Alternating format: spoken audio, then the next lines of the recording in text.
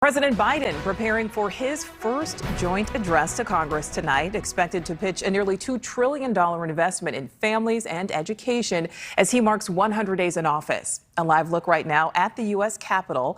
That's where he'll address Congress in just under 3 hours. And NewsNation's Washington, D.C. bureau is monitoring every angle in the buildup to President Biden's address. Joe Khalil examining the anticipated Republican reaction to tonight's speech. But we begin with Allison Harris, live outside the White House with an in-depth look at what the president is expected to say tonight. Allison.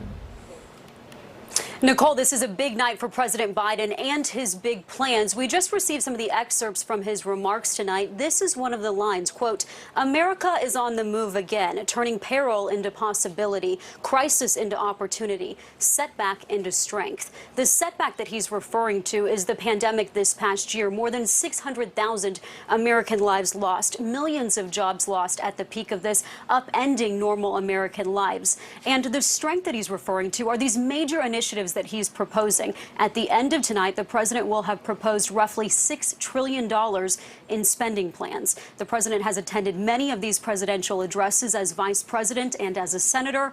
Tonight is his night.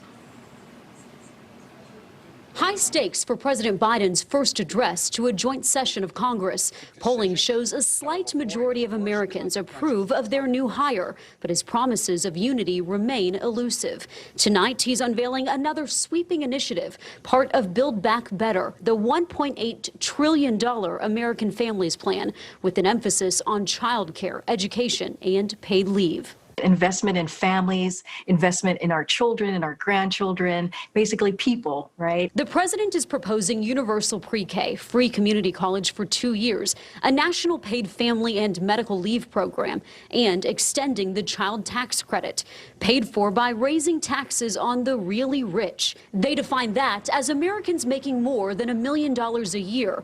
They make up less than 1% of the population. The price tag too steep for Republicans. Well, it's a lot of money, and of course it comes with raising taxes. The president also making the pitch tonight for his $2 trillion American Jobs Plan to rebuild crumbling roads, bridges, water systems, and broadband, and construct a clean energy economy. He wants to pay for that plan with a corporate tax hike. Members of the GOP have a counteroffer totaling $600 billion. Other conservatives reject it out of hand. To me, this is an attempt to jam through a radical left social agenda, a radical left energy agenda, a radical left, I mean, just name it. President Biden will call on Congress to pass the George Floyd Justice in Policing Act, banning chokeholds and making it easier to prosecute police. And he'll recommit himself to overhauling immigration and gun laws. And tonight is historic for several reasons. First of all, it's a much smaller audience because of COVID, but also for the first time in U.S. history, the president will be flanked by 2 women. And for the first time ever, it will be a person of color in the vice president's seat. Live from the White House, Allison Harris, NewsNation.